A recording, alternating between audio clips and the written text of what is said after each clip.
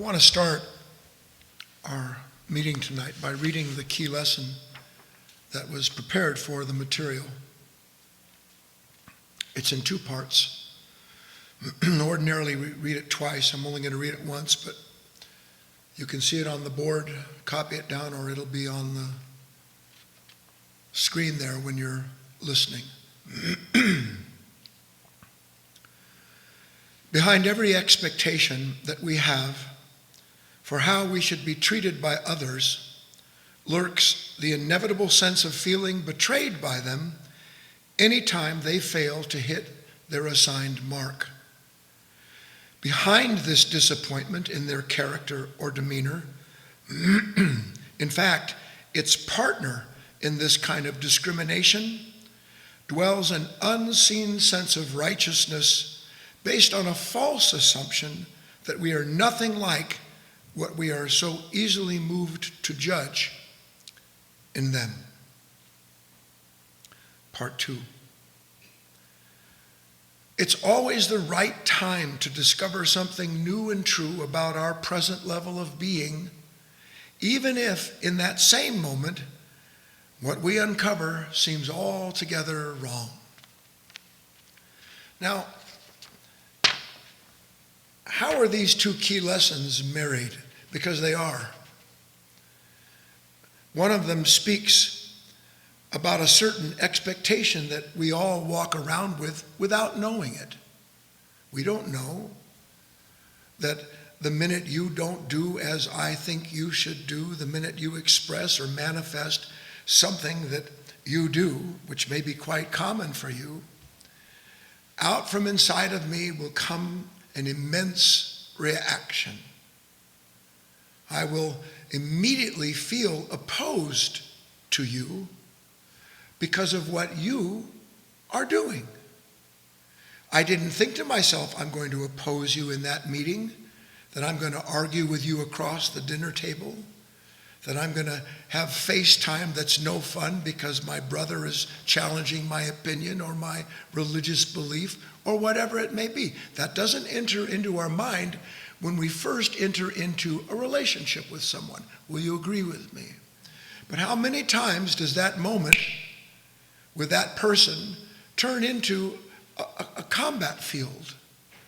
A situation in which, for whatever reason, something in us feels threatened, or we wouldn't respond the way we do, and that the reason we feel threatened has something to do with the way the person is, that we have very quickly, conveniently arrived at a conclusion about their character.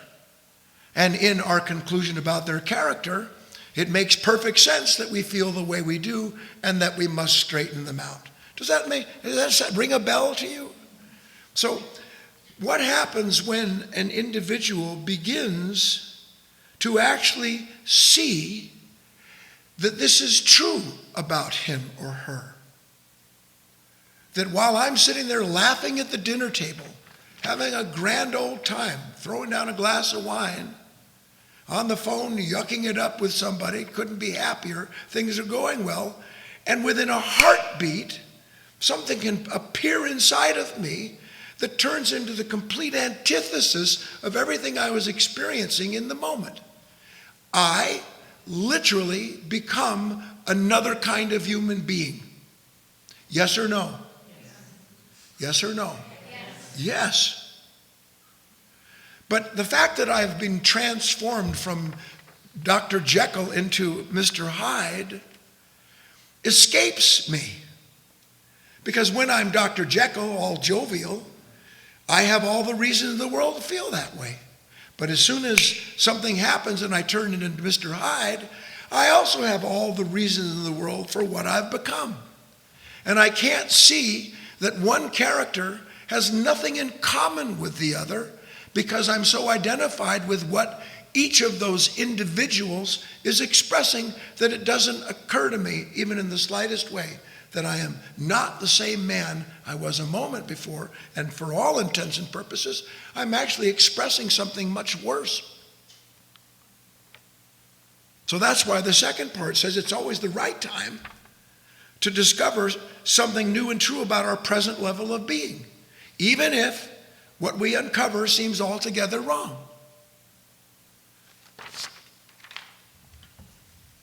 I don't know if you've noticed how unbelievably quick something appears in you to justify the way you treat other people when you're negative with them.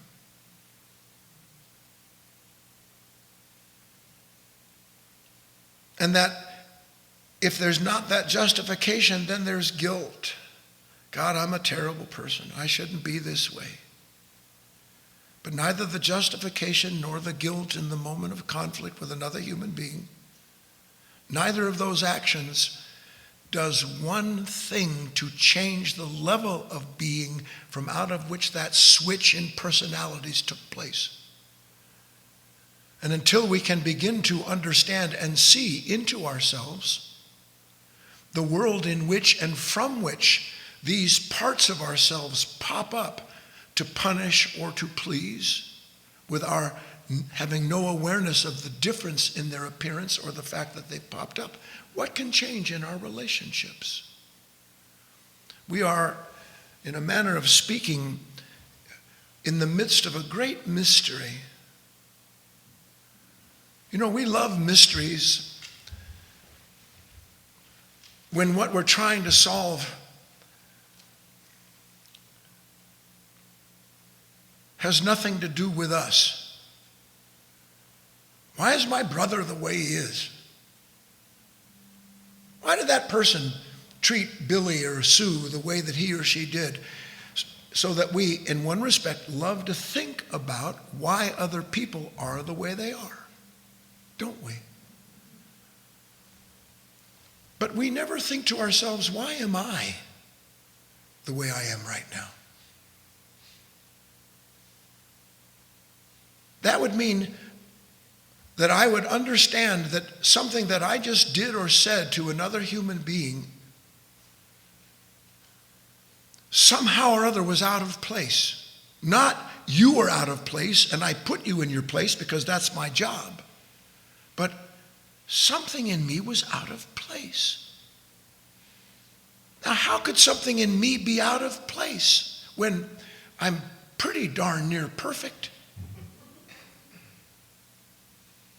I have to be pretty darn near perfect because I'm so quick to find what's imperfect in other human beings. Aren't you?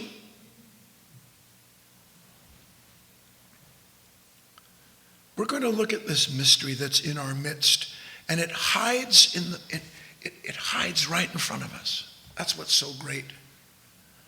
Because the mystery and where it hides is in our relationships with one another. The most bountiful, plentiful resource there is in the universe